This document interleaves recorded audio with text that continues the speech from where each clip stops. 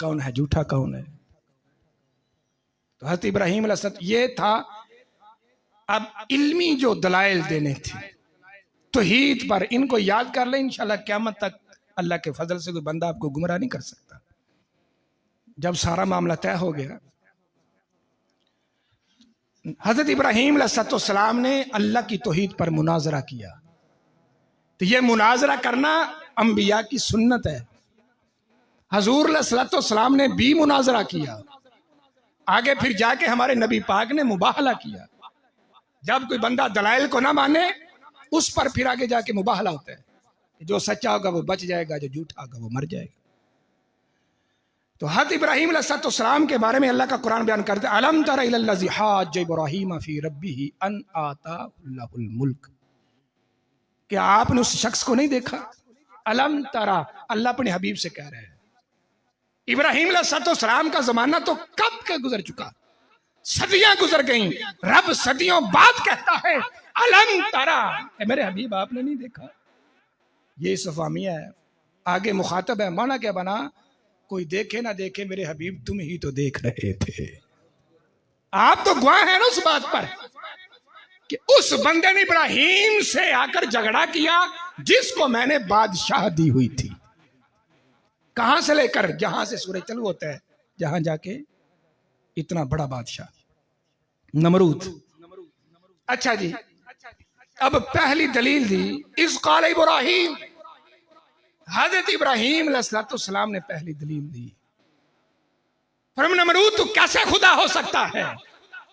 खुदा की सिफ्त यह है क्या, रब्बी यल्लज़ी युहयी व युमीत, तो मेरा रब वो है जो जिंदा भी करता है, जो मौत भी देता है। ये बात ज़हन नशीन कर ले। आपकी तौहीद हज़रत इब्राहीम की ये मरकज है, ये जो जुमले हैं आपके। तो फौरन नमरूद ने कहा अना हुई व उमीत, ये काम तो इब्राहीम मैं भी कर सकता हूं। यानी ये खुदाई दावे का ये खुद करने वाला था ना। इब्राहीम अलैहिस्सलाम ने कहा खुदा तो वो है जो जिंदा करे मौत भी दे। इसने फौरन कहा वो काम तो मैं भी कर सकता हूं। इसने भी फरमाया करो, कैसे करते हो? इसने अपनी जेल खाने से दो बंदे बुलाए, एक को सजाए मौत यानी फांसी का हुक्म था, एक ने आज छूट जाना था। तो जिसने आज छूट जाना था उसको इसे कत्ल करवा दिया, और जिसको फांसी की सजा थी उसे आजाद कर दिया। जो कहने लगा देखो इब्राहीम अलैहिस्सलाम मैंने भी काम करके दिखा दिया। हालांकि हमने ये किताबों में पढ़ा, इब्राहीम अलैहिस्सलाम इस पर भी अगर उसकी गिरफ्त करते तो कभी इब्राहीम की दलील ना टूटती। आप फरमाते हैं कि देखो मेरे नजदीक जो जिंदा करना और मारना है वो और है। चलो तुमने किसी को छोड़ दिया, किसी को मार दिया। आप सिंपल सी दलील थी, जिसे तूने कत्ल किया है इसे तू जिंदा करके दिखा दे, मैं तुझे खुदा मान लेता हूं। गिरफ्त हो सकती थी ना। ये सारा कुछ हमने किताबों में पढ़ा है, लेकिन मुनाजरे का कानून ये है जितनी बड़ी दलील हो, आम लफ्जों में तुम्हें वहां लाकर मारेंगे जहां तुम्हें पानी का कतरा भी मुयस्सर ना हो। और मैं चलो गलतुलाम, तुमने जो भी इस जिंदगी मौत की तारीफ की ऐ नमरूद मैं मान लेता हूं। अब आगे आ जाओ।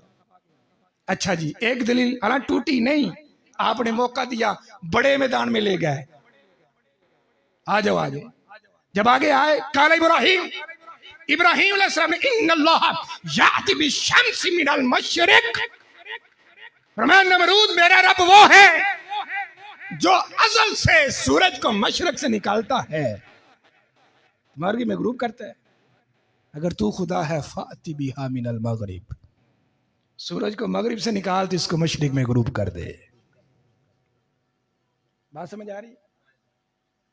यानी यह था तौहीद पर मुनाजरा।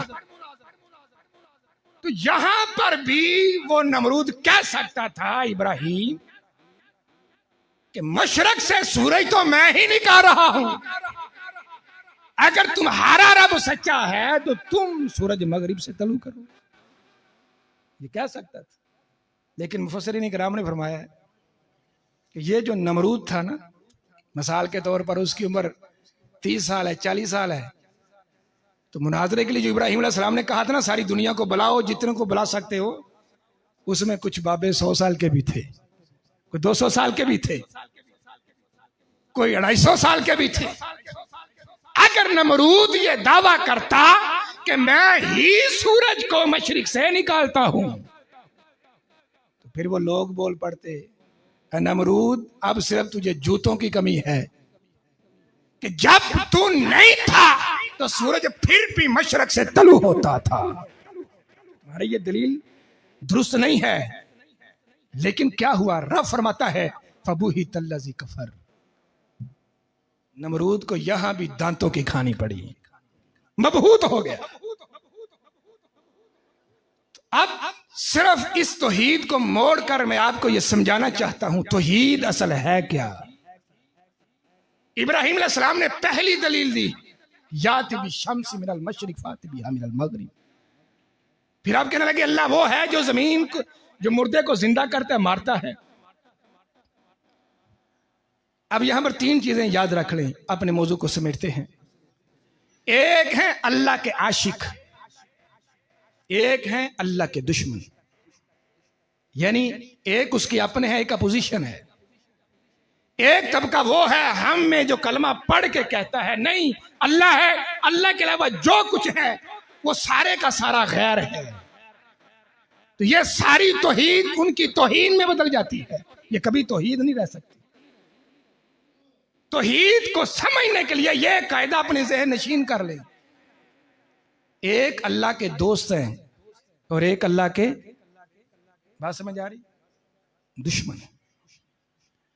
इब्राहिम अलैहिस्सलाम ने कहा मेरे नजदीक वो रब है जो जिंदा करे, जो मौत दे। नमरूद ये काम कर सका? जो जिंदगी मौत का मकसद है, क्या वो ऐसा काम कर सका? क्यों नहीं कर सका? क्योंकि वो झूठा था, कज़ूब था, अल्लाह का दुश्मन था, काफिर आज़म था। आओ एक आश के आज़म की बात भी कुरान में है। हज़रत ईसा अलैहिस्सलाम से जब लोगों ने कहा ईसा अलैहिस्सलाम आप अल्लाह के नबी हैं, दलील क्या है इस पर, आपने वो दलील पेश की जो इब्राहिम ने पेश की थी।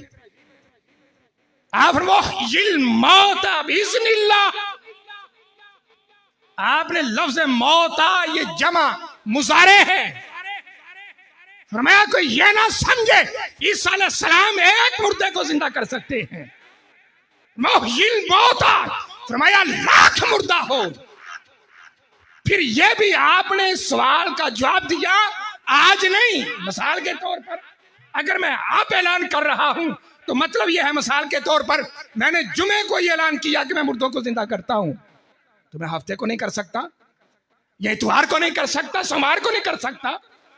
फिर मैं वो हिल मौता, फिर मैं एक मुर्दे की बात नहीं, फिर मैं सिर्फ आज के दिन की बात नहीं, फिर मैं जब तक मेरी सांसों में सांसें हैं, फिर मैं लाखों मुर्दे तुम लेकर आओ।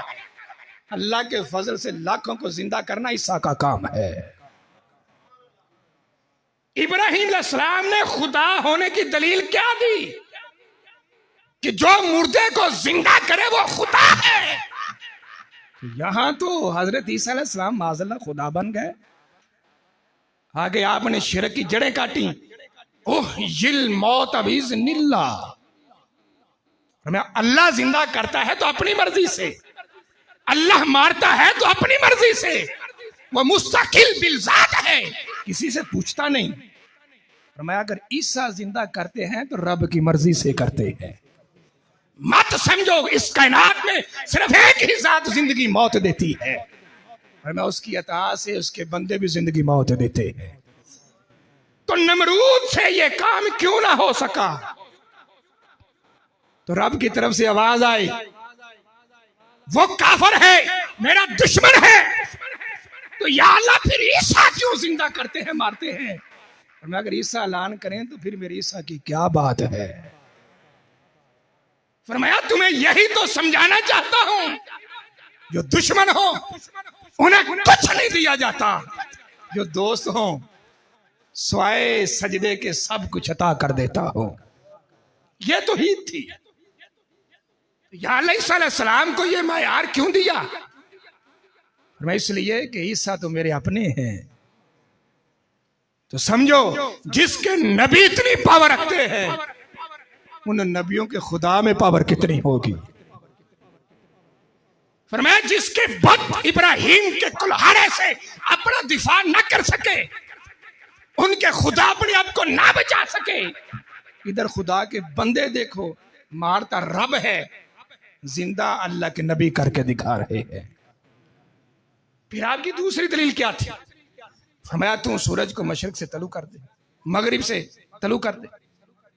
तो चलते चलते बात जब हमारे नबी अलैहि सलाम तक पहुंची, हजरत अली रजी अल्लाह तआला अन्हु की नमाज कज़ा हुई, तो सरकार ने वहां पर पूछा, अली नमाज कज़ा चाहते हो या अदा चाहते हो? तो वहां पर सैयदना अली रजी अल्लाह तआला अन्हु कहने लगे, या रसूलल्लाह मैं ये दामन पर दाग लेकर नहीं जाना चाहता। कि कभी अली ने भी नमाज कज़ा करके पढ़ी थी। ये ऐसा आपने थप्पड़ रसीद किया अली का नाम लेने वाले गंदे उन चीड़ों को, कि जिन्हें ये तसव्वुर ही नहीं कि नमाज भी कोई है। आपने कहा मैं तो ये दाग ही नहीं लेके जाना चाहता कि कभी मेरा भी नाम लिया जाए कि मैंने कभी नमाज कज़ा भी पढ़ी है। मैं या रसूलल्लाह अदा पढ़ना चाहता हूं। उन्हें भी इल्म था कि सारी बादशाही की नियाबत आपके हाथ में।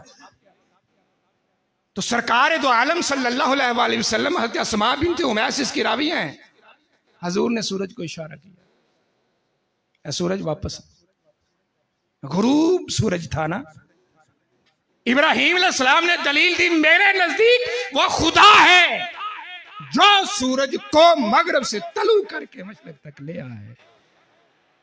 तो हमारे हबीब अलैहिस्सलाम ने सूरज को इशारा किया, किधर से तलू किया? मगरिब से तलू किया। तो आपके जहन में ये दलील थी हजूर के। आपने फिर इस मौके पर फरमाया था, कुल इन्नमा आना बशरुम मिस्लुकुम यूहा इलैया। मेरे बाद में आने वालों ये ना समझ लेना कि मैं खुदा हूं। मैं नहीं, रब मेरा वही है, मैं उसका मुस्तफा हूं। यानी वो नमरूद नहीं कर सका सूरज को इधर से निकालना। हजूर ने इशारा किया, डूबा हुआ सूरज तलू हो गया। तो समझना पड़ेगा, दुश्मन और होते हैं और महबूब और होते हैं। अल्लाह जल्ला वाला से दुआ है, खालिक़े कायनात हम सबको इस तौहीद को समझकर जिंदगी कुरान और सुन्नत के ज़ेर साया बसर करने की तौफीक अता फरमाए। अच्छा जी, बुध वाले दिन इंशाअल्लाह